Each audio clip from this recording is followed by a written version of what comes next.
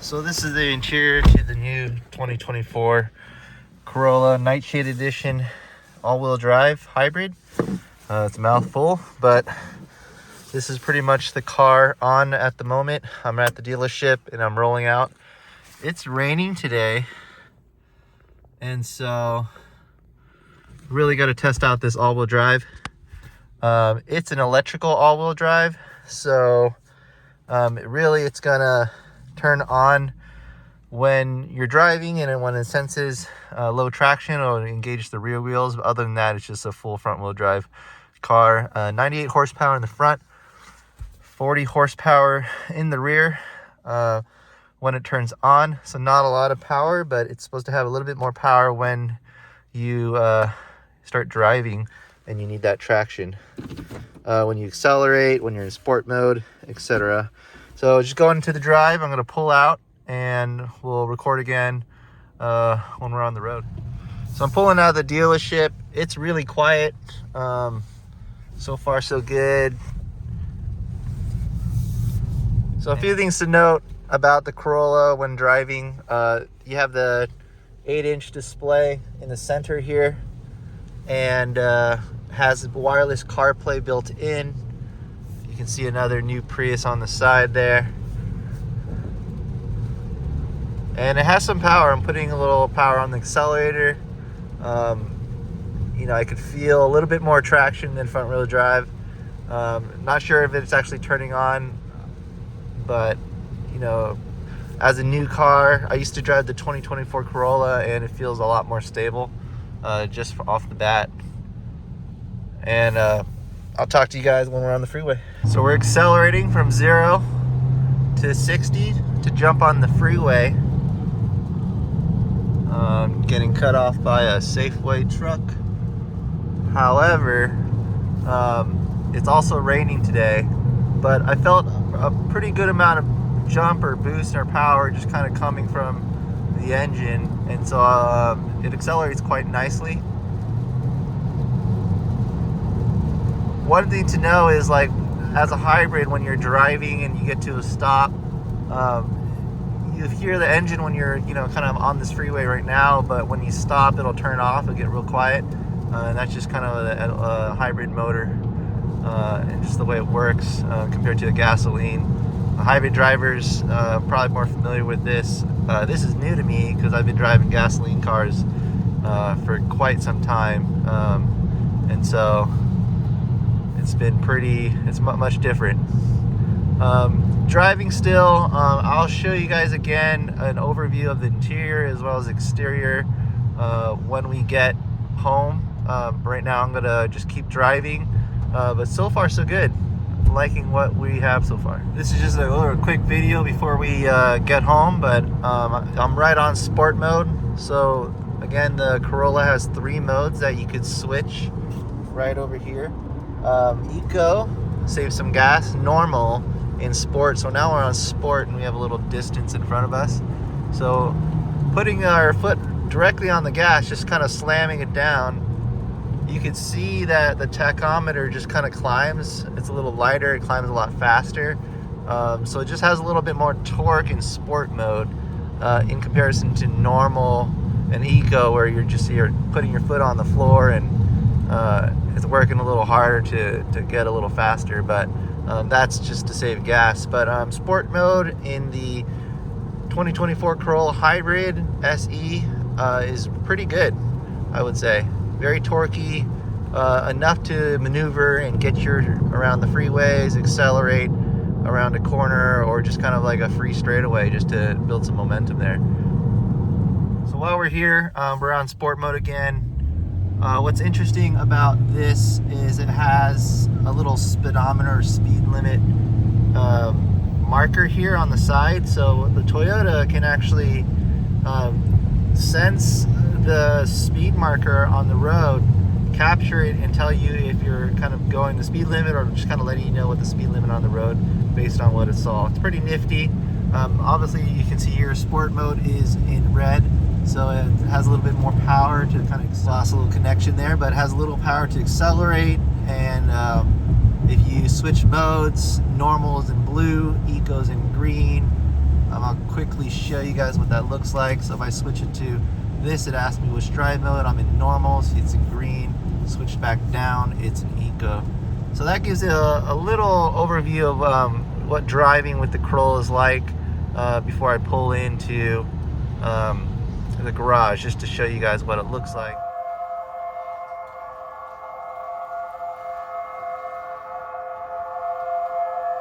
So we're back in the garage, and I just wanted to show you guys an overview of the interior of the new Corolla. So it comes with this kind of soft leather steering wheel that's wrapped, and you have the airbag in the center with this kind of chrome emblems. On each side, you have a set of controls, left and right. The one on the right is just switching tracks, as well as lane assist features. And then on the one on the left, you can see it's just kind of mode things you can switch around, volume controls, as well as like making calls with the point of it, with the touch. Over in the dash area, if you can see a little bit better, you can actually adjust the light controls here. You can make it more luminosity or less. It has standard analog gauges, so the tachometer, RPM gauge, the revs on the left, and on the right you have the speedometer gauge there. You can see that it has pretty good gas mileage. Right now it's telling me I have 537 miles to this tank, and you can see it's currently in eco mode. So there's a little switch over here next to the automatic shifter that has a drive mode. It's up and down, and it shifts to the different drive modes. So eco is green, blue is normal, and then red is sport. So that's the overview of the dashboard, and it's pretty simple there. What I like about it when we zoom out is the interior. It has this soft touch interior for the passenger and driver door panels, and it comes with this kind of like nice satin, as well as this red stitching on the side that's also very soft, and it continues throughout the leather dash over here. The whole dash has that soft touch leather into the passenger side, and the same goes with the door, this armrest here, which when you lift it up has plenty of storage, has a USB-C port with an extra adapter for a 12 volt. And then the piano black, as you can see here, for the transmission carries over near these two cup holders, moving into the center console, which is an 8-inch display, piano black border there. Analog controls for climate and volume, which I like, but you have wireless CarPlay, so that's really nice. It has a Toyota app for additional controls like making calls, music, etc., going back into CarPlay, which is that quick thing there. Seats, again, are just cloth, red and black cloth sport seats that have bolstering on the sides that holds you in but isn't too tight like a bucket seat. So that's a nice feature there. And that carries over into the back, which I'll show you in a second. So I'm walking right into the rear seat right now. And you can see I'm a pretty big guy, but there's really enough leg room for me to sit here. I think from the top roof, I'm about like 3 or 4 inches, maybe even about 2 inches, but from the top, so I'm not hitting it there. There's a nice headrest here for the back passengers seats as well. It's similar to the seats are very similar to the front, where it's wrapped in that kind of black, grayish, and red cloth seats. And over here in the middle, you have a rest that comes out. It seats 5 total, so there is a seat belt in the middle. If there's only 2, they have a choice of cup holders here, 1 for each person. You can bring it back up, and then you could actually use this seat belt for that 5th person if needed. As I mentioned, 2 USB-C ports, and they don't get that soft touch leather. So as you saw in the front, the two front doors, the driver's side and passenger door, as well as the dash, got that nice soft touch leather. This is that traditional hard plastic, so not soft touch there. However, over here you have the satin door handle, and you have this kind of nice leather with red stitching here as an accent, and then they have control to roll it up and down their mirrors there. So that's it for the back. Let's go over to the rear view mirror. And last but not least, I'm going to show you guys the rear view mirror and the controls up top.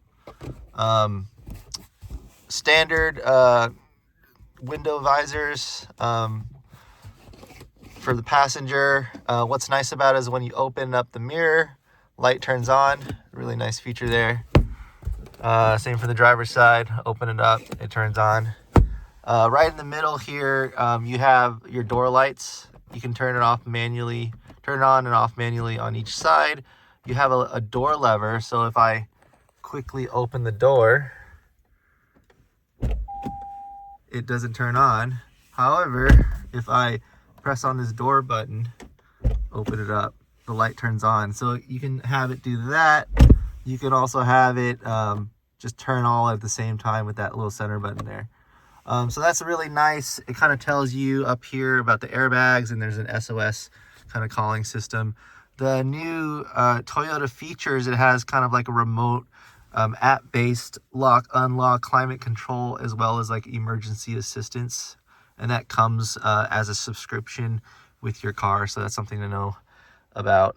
You get a free trial period, so you can try it out and see if you like it, and then you have to continue with it. So let's go around into the outside and take a look what the car looks like. So we're gonna look at the trunk first. I'm gonna pop it open real quick just to show you the trunk. I have all-weather floor mats, including the cargo trunk area. Right over here, it is 13 cubic feet. It's actually quite a bit of space for the Corolla, actually. It doesn't sound like a lot, but you could see just based on the way it's kind of sized up, it has a lot of space to hold things. I could probably fit like two large luggages in with it. And in the back, it folds out 40-60 for the seats, so you can fold it all the way down, and you have enough opening there to kind of fit things through if you don't have passengers sitting in the rear. If you lift up the trunk cover, you know, it doesn't come with a spare tire, but it does come with, you know, everything you need, opening up the jack, you know, a bottle jack there, etc. Emergency tire repair kit, all that good stuff that is going on here. So that's pretty much an overview of the trunk area. Let's go ahead and look at the engine, and then we're going to look at the front of the car, which is really what, you know, the most exciting part, I would say, about the Corolla, besides the interior. All right, so you have the front of the engine here. I already popped the hood. I'm going to go ahead and find the lever to open it up. You can see the trunk lever is actually on the hood, so you have to kind of lift it out, and then you rest it on one of the pieces of the chassis there. This is the hybrid engine of the 2024 Corolla, and you could see that it has a lot of things going on, but very common things. You still have the battery, you have your air filter in the front, and you have different kind of electrical components for that hybrid engine. It is not a performance engine, obviously. It is hybrid, so it has 138 horsepower in total. I'm hearing 98 horsepower in the front, 40 in the rear for the electrical all-wheel drive. I kind of think of it as an on-demand all-wheel drive, so when it senses that you need more traction, it will do it automatically for you. So this is the money shot. I just wanted to show you guys a look of the outside of the Corolla. So I have the Midnight Black Metallic Corolla, and it's the Nightshade edition. So you can see here the SE Hybrid as well as the Corolla, and the emblems are blacked out. Everything's pretty much blacked out except including the Toyota emblems, except that because it's hybrid, it has that little blue hint there. So that's kind of what it looks like. So we'll go ahead and take a look at this side as well. Very similar to that driver's side. But this is the front. The front's really nice, blacked out as well. Comes with LED headlights with daytime running lights, as well as rear LED tail lights. And you can see that we have the bronze rims as well. And so I really like these rims. These are 18-inch rims. They gave us Yokohama tires there, Yokohama AWD GTs. Tire size 225/40 R18, so an 18-inch rim. And it comes with 10.8-inch calipers. It's running disc brakes, so you can see that silver caliper there, which is pretty standard for all cars these days. But what I really like about the Corolla in comparison to what I have for the 2024 is it comes with a 10.2-inch caliper, but also disc brakes. You can, as you know, some of the older Toyotas had those drum brakes because it probably saved them money, but now it comes with these just standard brakes, so it's really great. I like the braking power a lot better than I used to have. Another thing to note about the Corolla, right on this side again, is it comes with an all-wheel drive badge. So you get that badge there, and that's pretty much it. So we're back in the garage. It was a little windy outside, so I just wanted to show you guys the front end and a real close-up image of the front end for the Nightshade Edition Corolla.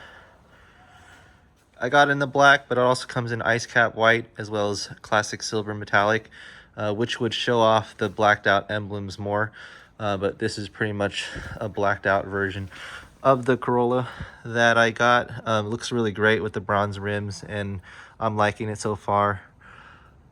What do you guys think? Would you get one yourself? I got one for myself because I wanted a hybrid. I'm commuting a lot more these days, and I wanted something a little bit more gas efficient while owning a few other sports cars. This is just something more practical, but also like had a nice look to it.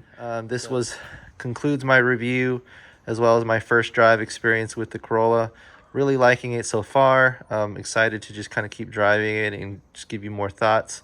I'm probably going to be documenting just kind of my maintenance of this car while I kind of keep working on my RSX and STI builds. More to come on that. Thanks for watching. And if you guys can like this video, feel free to like and subscribe on the channel, and talk soon.